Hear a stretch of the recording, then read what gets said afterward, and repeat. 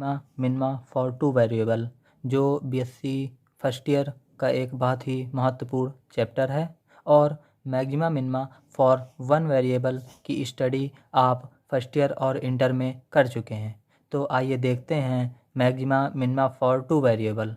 Maxima minima for two variable में जैसे आपको पता है कि कोई फंक्शन है एक्स और वाई, जहाँ पर एक्स और वाई दो वेरिएबल हैं, तो सर्वप्रथम फंक्शन को एक बार पार्शियल डिफरेंशिएशन करते हैं एक्स के सापेक्ष और उसको 0 के बराबर रखते हैं, और फिर एक बार फंक्शन को y के सापेक्ष पार्शियल डिफरेंशिएशन करके 0 रखते हैं, और यहाँ से x और y की वैल्यू निकालते हैं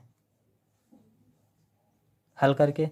और उसके बाद मैक्सिमा और मिनिमा के लिए RT माइनस एस स्क्वायर की वैल्यू निकालते हैं, जहाँ R बराबर डेवर टू यू अपॉन डेवर x2, u या f एक ही है, और s बराबर होता है डेवर टू यू अपॉन डेवर x डेवर y, और t बराबर डेवर टू यू अपॉन डेवर y2। अब मैं समझाता हूँ आपको कि r क्या होता है। r होता है डेवर अपॉन डेवर x डेवर u अपॉन डेवर x।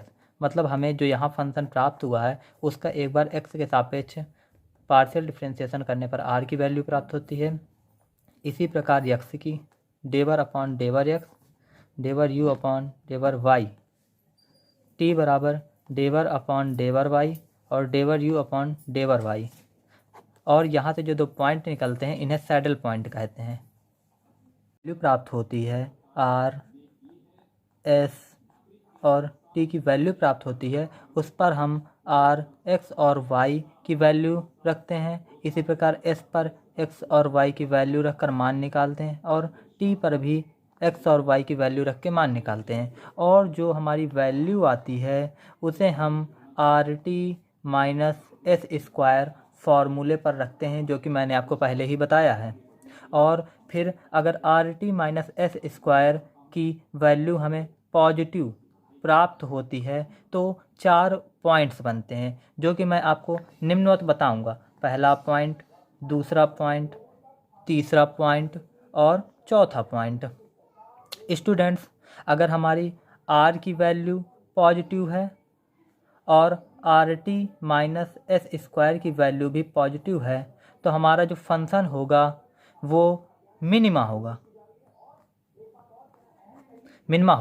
और यदि हमारी r की वैल्यू निगेटिव आती है और RT माइनस एस स्क्वायर की वैल्यू पॉजिटिव आती है, तो हमारा मैक्सिमा होगा।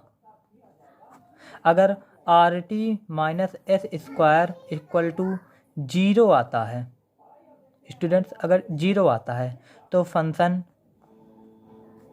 नॉट डिफाइन माना जाएगा।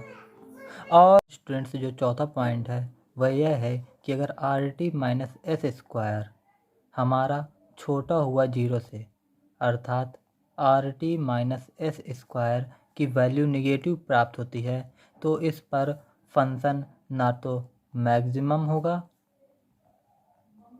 और ना ही मिनिमम होगा। इस प्रकार जो हमें पॉइंट प्राप्त होते हैं जिन पर मैक्सिमा और मिनिमा प्राप्त होता है, वो वैल्यूज फंक्शन f पर रखते हैं और आपके फंक्शन की मैक्सिमम और मिनिमम वैल्यू प्राप्त हो जाती है।